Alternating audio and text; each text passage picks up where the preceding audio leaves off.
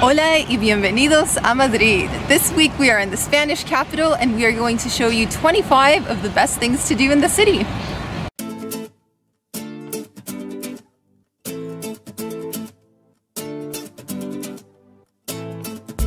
We were beyond excited to come and visit Madrid. After all, this is a city renowned for its arts, cuisine, and nightlife.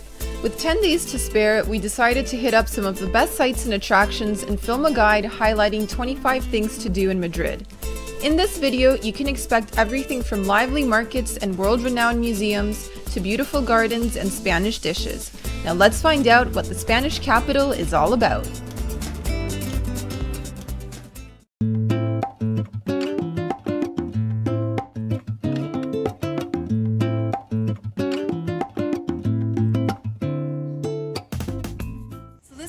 We are visiting Real Jardín Botánico, which are the Royal Botanical Gardens here in Madrid. And it's a beautiful space, shaded, lots of different plants from around the world. And the place is actually massive. So I'm going to show you the map so you can get an idea of how many little gardens you can visit. And we've only covered a fraction of it so far. Yep.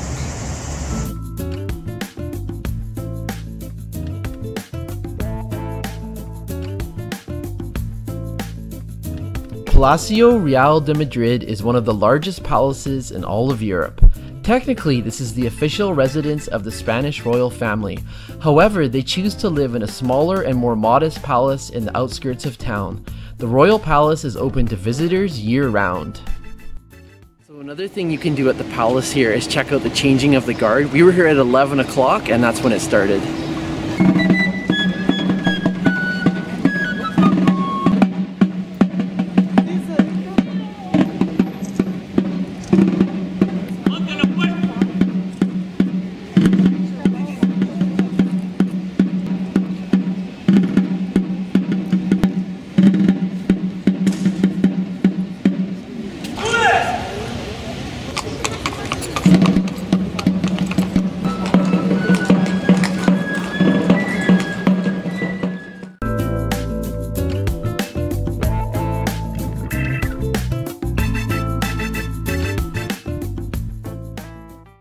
That we keep noticing about our stay here in Madrid is that they love their gardens and their parks.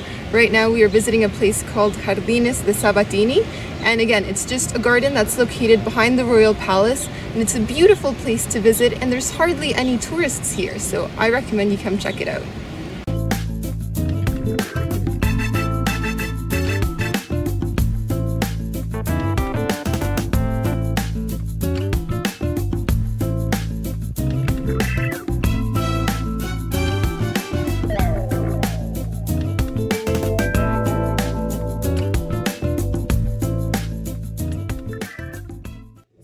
We are riding the cable car over Madrid. It's an 11-minute journey, 2.5 kilometers, and I think we're going to get some great views of the city.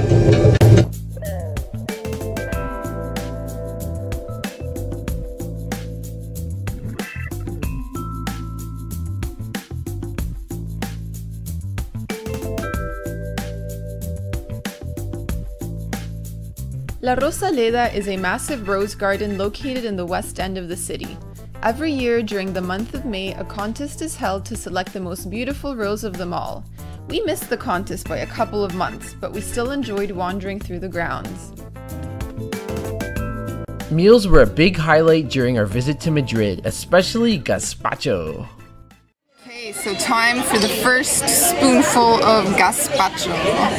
Ho ho ho, baby.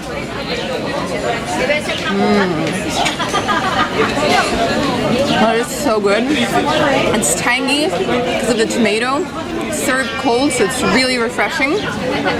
And this one has a lot more ingredients than Salmorejo. So I just put in some chopped bell peppers, green and red peppers. It's also got a bit of onions in there. And it was drizzled with olive oil on top. So great combination on a hot summer day. I'm just going to keep enjoying this over here. So good.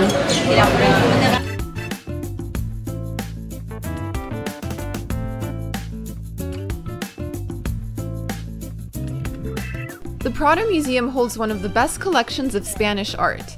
They have works by artists like Francisco de Goya, Diego Velázquez, and El Greco. Admission to the museum is free in the evenings 2 hours before closing, but you'll need a few days to cover everything this museum has to offer.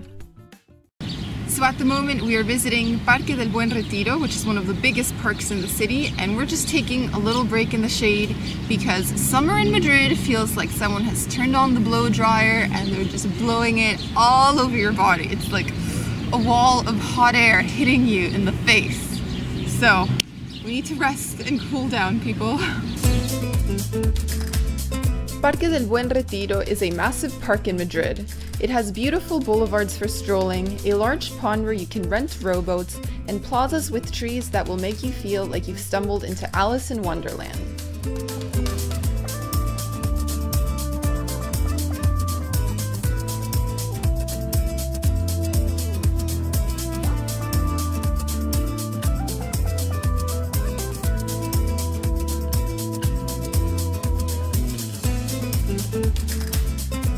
One attraction you shouldn't miss when visiting Parque de Retiro is the Crystal Palace.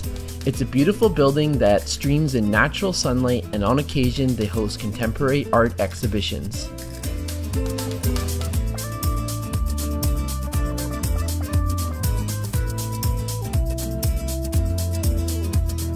Palacio de Velázquez is also located in the same park. It has red brick and tile architecture, and inside you'll find temporary exhibitions organized through the Reina Sofia Museum.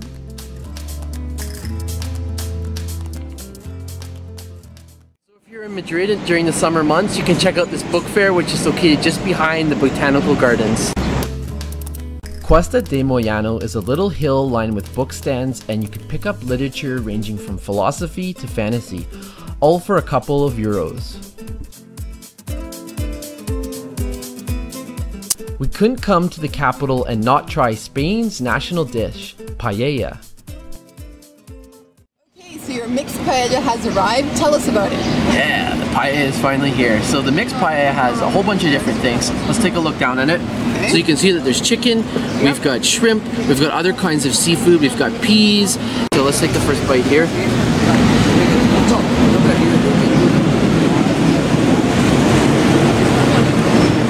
My favorite Spanish food. The thing I like about it so much is that you have all these different ingredients and it just has such a flavorful sauce on top of the rice. It's just so good. Well, we certainly polished that off, so now let's talk about the price. Yeah, that was nice and filling. So in terms of price, it can vary widely. In more expensive, kind of like gourmet restaurants that really specialize in it, we've seen it go up to 30 or 35 euros. We've never actually ate somewhere like that. The place we went to was 11 euros and we thought it was a really good value. We're both really full now. And I've also seen it as an appetizer in some smaller types of restaurants, and you can expect maybe to pay 7 or 8 euros for that.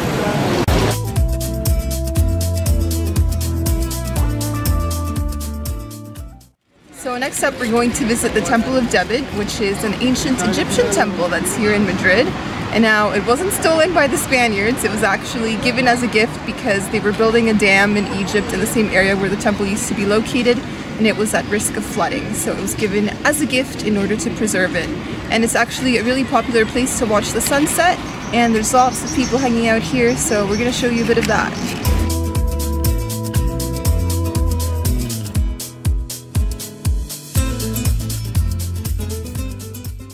Here we are visiting the home of Real Madrid Football Club, easily one of the most famous teams in the world, not just in Spain, and we're going to take a little walk around outside.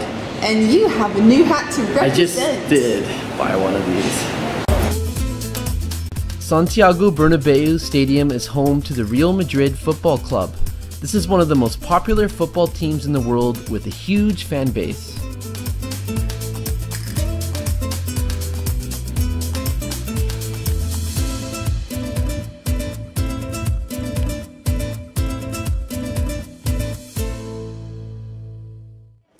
Another thing to do in Madrid is actually go out and experience the nightlife. So tonight we're out having a nice little drink. I've got Tinto de Verano, Sam's got Sangria, and I do have to warn you, the nightlife in Madrid does get started pretty late. We're out right now at like 9:30, and that's super early. Normally people get together past midnight and things keep going till like 4 or 5 in the morning, so you've been warned. So what have been your first impressions of Madrid's nightlife? Pulsating, in a word. Recently we were out with friends and we didn't get back home until about 4:35 in the morning. Definitely a night to remember. The San Miguel Market is the place to come if you want to sample a wide array of Spanish dishes all under one roof. You'll find everything ranging from seafood to meats and sausages, as well as glasses of sangria and tinto de verano.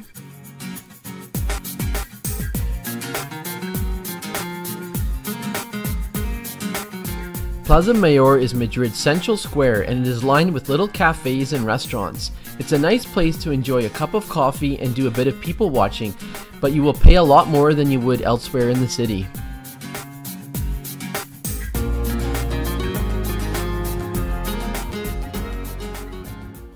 So it is breakfast time here in Madrid. We've just rolled out of bed at 10 a.m., which is a bit unusual, but we're here at a local cafe and we're going to have a traditional Spanish breakfast. So we have ordered hot chocolate with churros and porras. So we're going to show you what those are like in just a few minutes.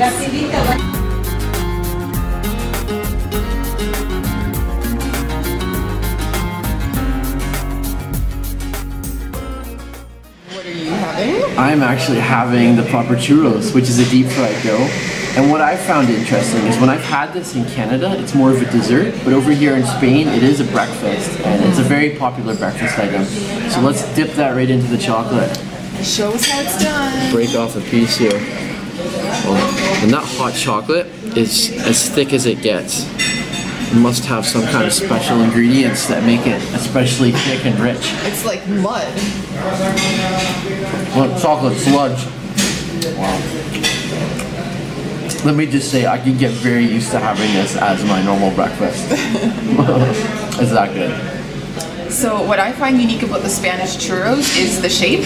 When we had these in South America, they were usually like long little strips.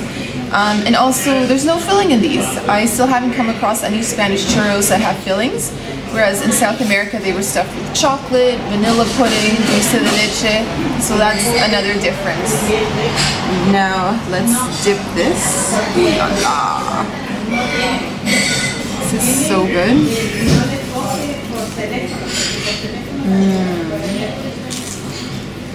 It's like a wishbone.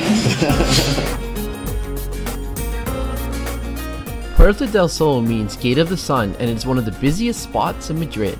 It's a great spot to do a bit of shopping, catch a street performance, and then grab a quick bite.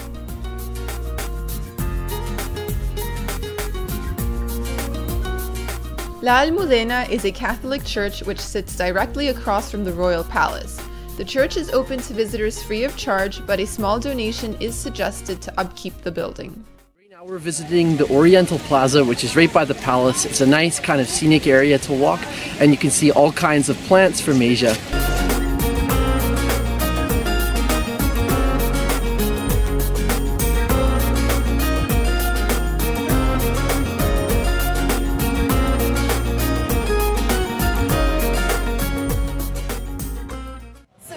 For another breakfast here in Madrid. Today we are having the madrileño, which is the local breakfast that everybody likes to eat in the city.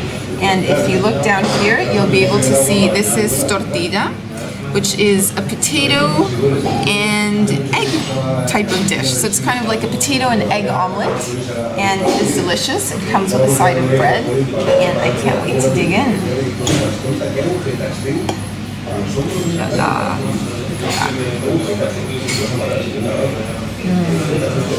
So good. So good. This is your favorite breakfast. It really is. I've been eating it daily. And on my birthday, I had it for breakfast, lunch, and dinner. That's how much I like it.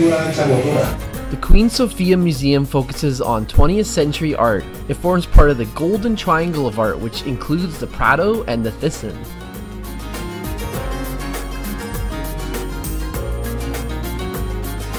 You can also visit the Thyssen-Bornemisza, an art museum in the city that was once the second largest private collection in the world. Final thoughts on your time in Madrid? Well, I really enjoy the city and I really found that it's super walkable. We were here for 10 days and we hardly had to take the metro at all. We just took the bus once when we were visiting the stadium, but the rest of the time we were able to walk wherever we needed to go. And also, I think it's a great city for art lovers. There are so many galleries and museums to check out, and a lot of them are free in the evening, so keep that in mind. And now it is your turn. What did you think of Madrid? You know what, I absolutely love Madrid. It's a city that just really clicked with me. We have a lot of friends that are living here long term, and prior to coming here I had no idea, like, you know, why would someone want to come to Madrid? Now I totally get it. I love the culture, I love the food, I love the nightlife. Everything is really cheap. I go to the grocery store and I can get a 1 liter thing of wine for just over €1. It's just a really affordable, fun city to be in, and it's somewhere I hope I have a chance to come back to again soon. And that is a wrap of our time in Madrid. We had a splendid time and we're truly sad to say goodbye to the city, but that just means we'll have to come back again. If you have any travel tips for Madrid, feel free to share those in the comments below. And once again, for more city guides and travel videos, be sure to subscribe to our channel. Welcome to the extended portion of this video, where you'll find a series of travel and food vlogs focused in and around Madrid. First, we'll take you on a day trip tour of Toledo before we sample some delicious Spanish cuisine, including Gazpacho, Paella, Churros, and Tortilla. Well, hello! So today is July 23rd, which means it's my birthday! So Sam and I are going to take a little day trip. We've been staying in Madrid, but Toledo is only 30 minutes away by train. So we're going to head out and have some birthday adventures in a new city.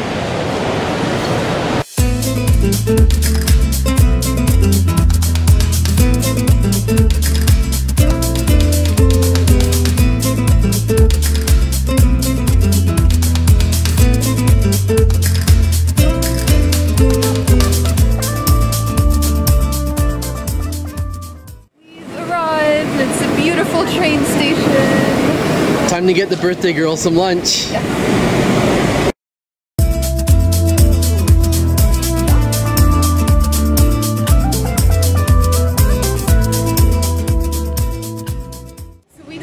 Walk into the city, which was maybe a mistake considering it's almost 40 degrees out.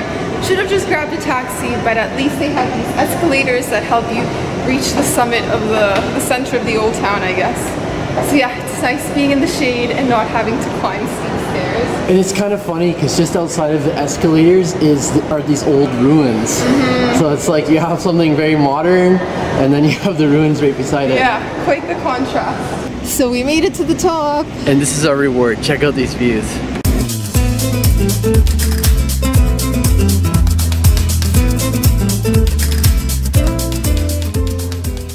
Birthday girl, what is your starter? Alright, so we found a nice little restaurant and I've ordered Gazpacho, which is a cold tomato soup with onions, peppers, and cucumbers, but you can't see any of that because it looks like they've just liquefied it and turned it into a bit of a cream. So let's try it. Refreshing? That is so refreshing on a day like today. And it's a little bit tart and tangy, which I really like. I could drink this out of a glass, it's so good. And what is your entree? I'm trying something I've never tried before. It's called migas del pastor.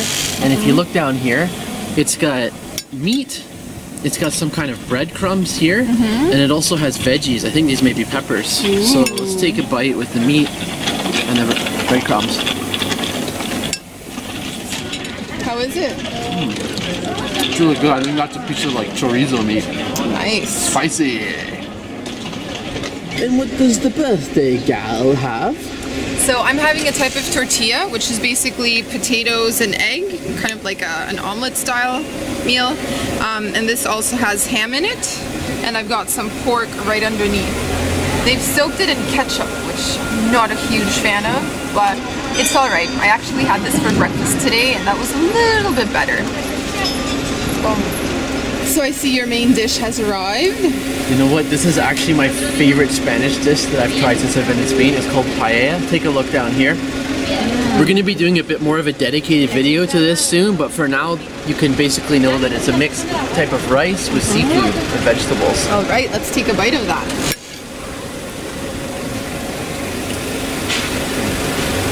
So good. It's got a really rich and kind of creamy sauce. I just absolutely love this. And over here in Spain, wine is like water. I had a choice between water and wine, so I got my own bottle. I think I made the right decision. I'm glad we got about a 30-minute break in between our main course and dessert. What do you have? I am having flan. And I don't really know how to describe this dessert except to say that it's popular in South America and in Spain.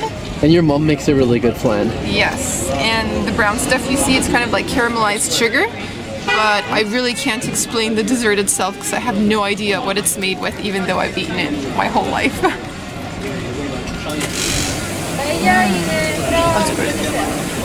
Right, and I have one of my all-time favorites, arroz con leche. And this is a rice pudding, and unlike you, I can't explain what's in it. There's milk, there's rice, and there's cinnamon. And you know who makes a good rice pudding? My mom, too. Let's take a bite. Stir that cinnamon around a bit.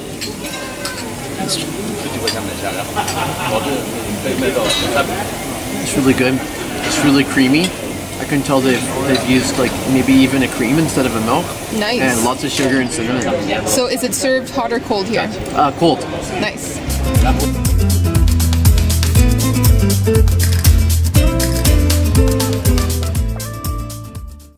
Visiting the Alcazar, which is the one building that dominates the city skyline, and they also have a really cool military museum.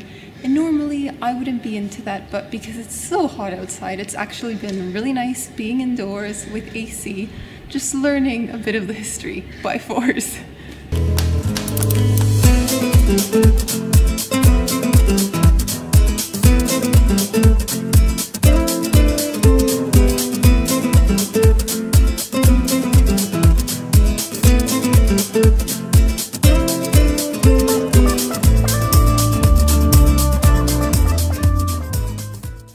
To realize that Spain is more of a winter destination.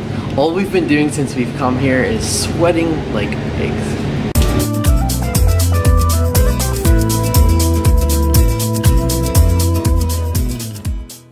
So we are hiding indoors again. We found a little corner store with lots of fans and popsicles, so trying to cool down here, people.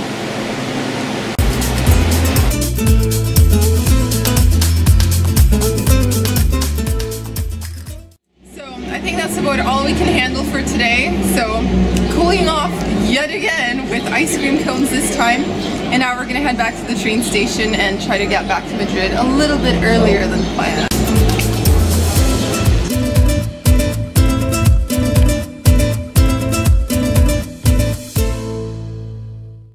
So it's 3:30 p.m. in Madrid, which means it is lunchtime. So we're outside at a little patio right across from our hotel, and we're going to be doing a battle of the soups.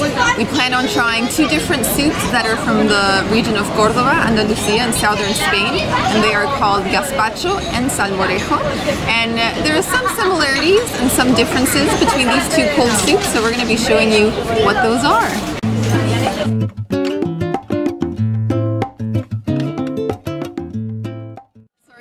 Have arrived. I am having Gazpacho, Sam is having Salmorejo, and at first glance they do look quite similar, same color because it's a tomato base, but the topping is a little bit different. Now we're going to be actually tasting them and telling you about the ingredients and what sets these two apart.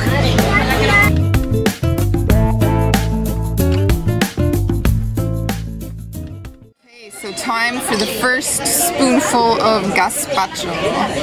Ho ho ho, baby.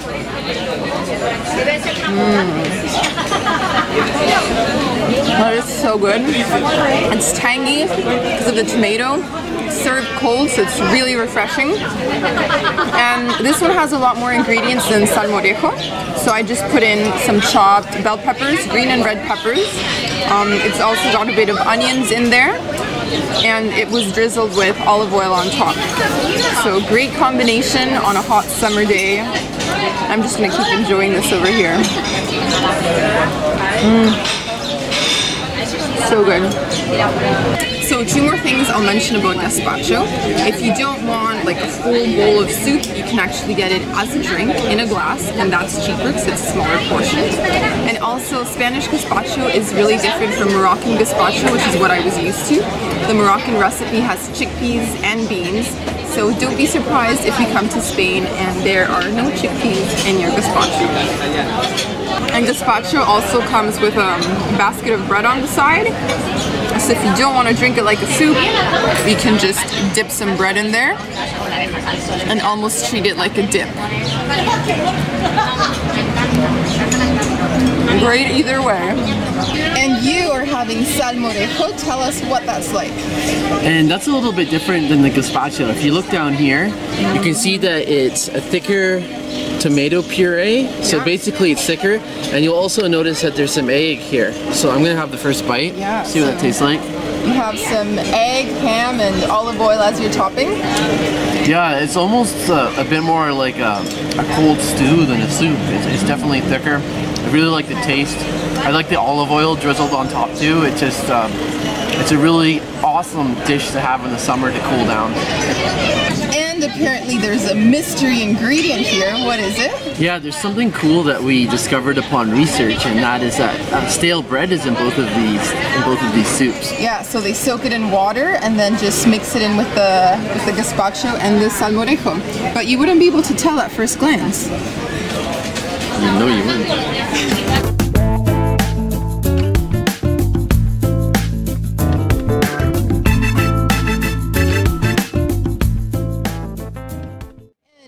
Point for this meal. So as an appetizer here in Madrid, you can pick one up for about €5. Or if you want a smaller portion, you get in a glass for about €2 to €3, $2.50 usually.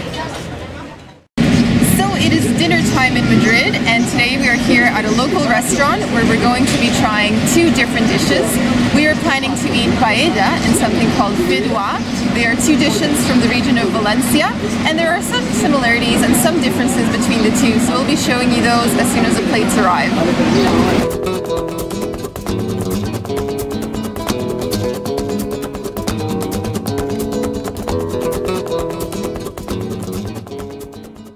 Food has arrived. Yes, so I'm going to introduce mine first. I am having the Fideuà, which is kind of like a noodle paella, and it's made with vermicelli noodles, which are super thin. And mine has mussels, prawns, and squid, as well as artichoke hearts. So let's take a big bite of this.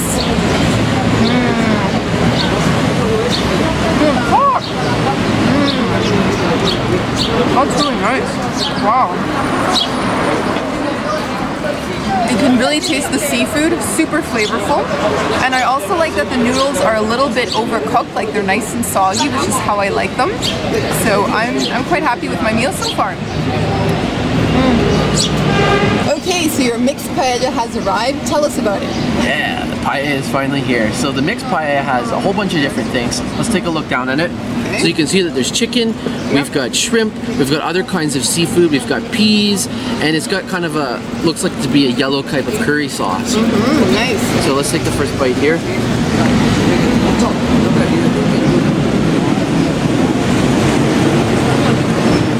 My favorite Spanish food. The thing I like about it so much is that you have all these different ingredients, and it just has such a flavorful sauce on top of the rice. It's just so good.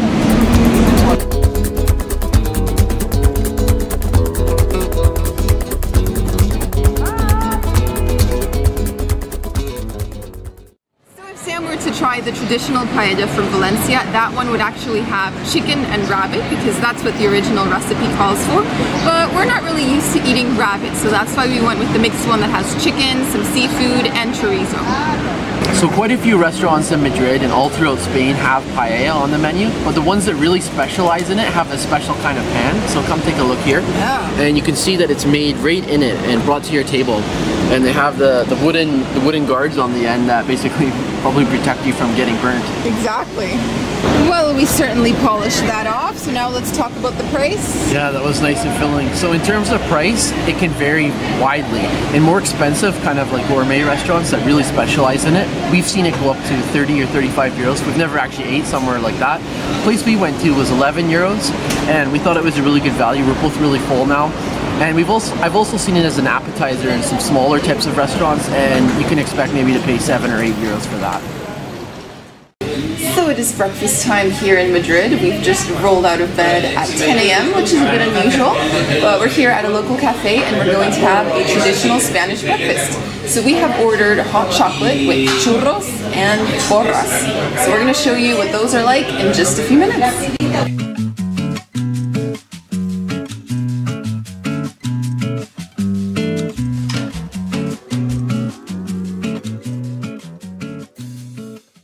Something that is completely new for me. This is called Porras, and it's basically like a giant-sized churro. Like, I've never seen anything I this know, big like, before. look at that. It's like, it's wider than your shoulders. Alright, so we're gonna dip it in the hot chocolate because that's how things are done here. Oh, baby.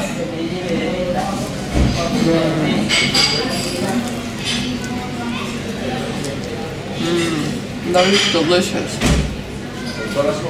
It's nice and greasy and sweet. Probably not the healthiest way to start the day, but hey, when in Spain. Hey, we're doing it the Spanish way.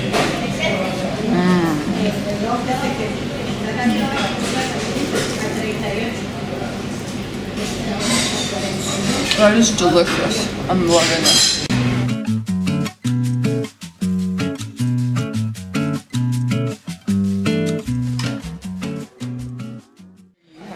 I'm actually having the proper churros, which is a deep fried dough. And what I found interesting is when I've had this in Canada, it's more of a dessert, but over here in Spain, it is a breakfast, and it's a very popular breakfast item. So let's dip that right into the chocolate. Show us how it's done. Break off a piece here. Oh, and that hot chocolate is as thick as it gets. It must have some kind of special ingredients that make it especially thick and rich. It's like mud. Well, chocolate sludge. Wow.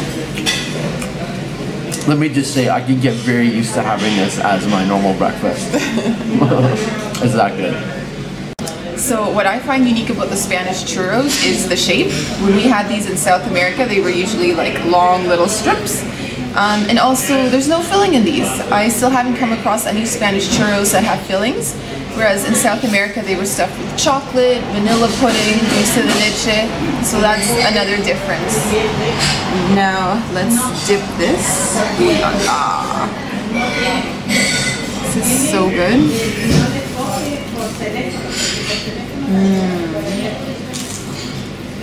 It's like a wishbone. So show us what you do with the leftover hot chocolate. You know what, this is a breakfast that is like a gift that keeps on giving. What's left over is the hot chocolate, and it is amazing. It is so thick. Like we were talking earlier, it's almost like a sludge, but it's really rich and creamy. I think there's extra condensed milk or something.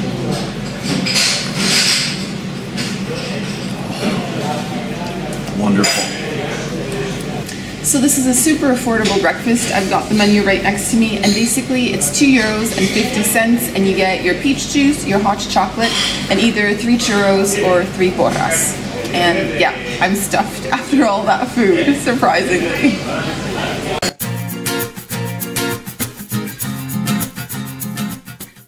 It's time for another breakfast here in Madrid. Today we are having the madrileño, which is the local breakfast that everybody likes to eat in the city. And if you look down here, you'll be able to see this is tortilla, which is a potato and egg type of dish. So it's kind of like a potato and egg omelet, and it is delicious. It comes with a side of bread, and I can't wait to dig in.